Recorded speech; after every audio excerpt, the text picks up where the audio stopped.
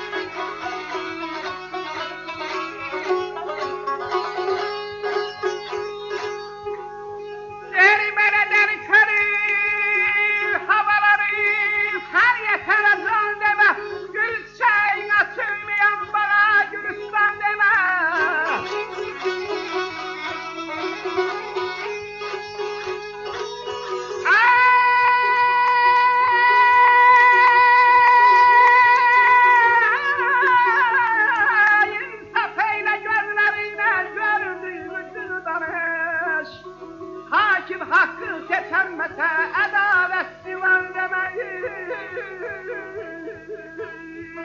ayamam. Adalen adalet kesenmese adalet divan deme, adalet divan deme.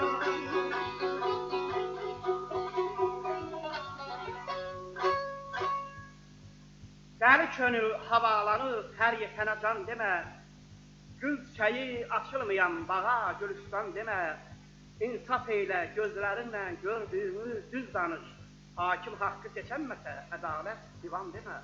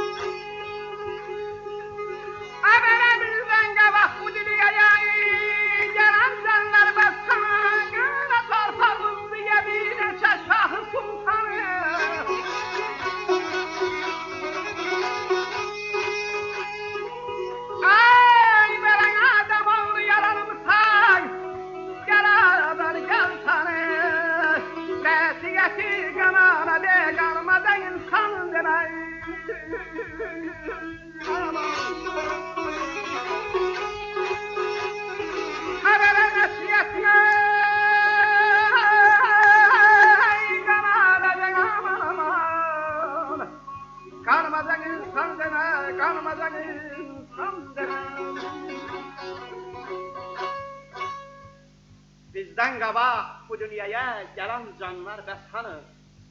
Qara torpaq, uzlu yedi neçə şahı sultanı. Adəm oğlu yaranımısan, yaradanı gəl tanı. Nəsiyyəti qanana de, qanmaza insan demə.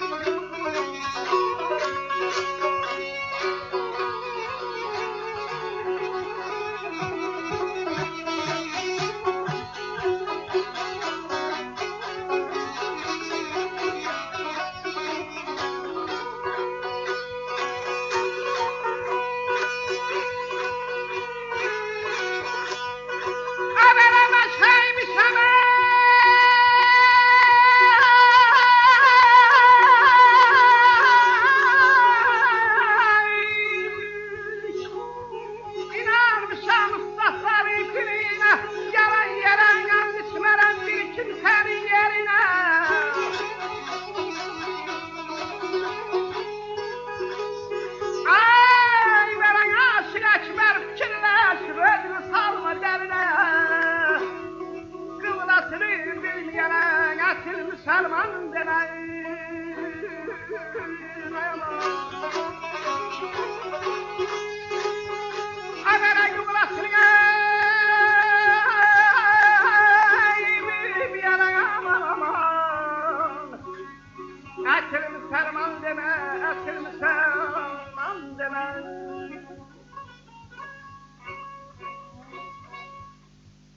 baş əymişəm, inanmışam ustadların fikrinə. Yalan yerə and içmərəm bir kimsənin yerinə. Aşıq Əkbər fikirləşib, özünü salma dərinə. Qıblasını bilməyənə əsl müsəlman demə.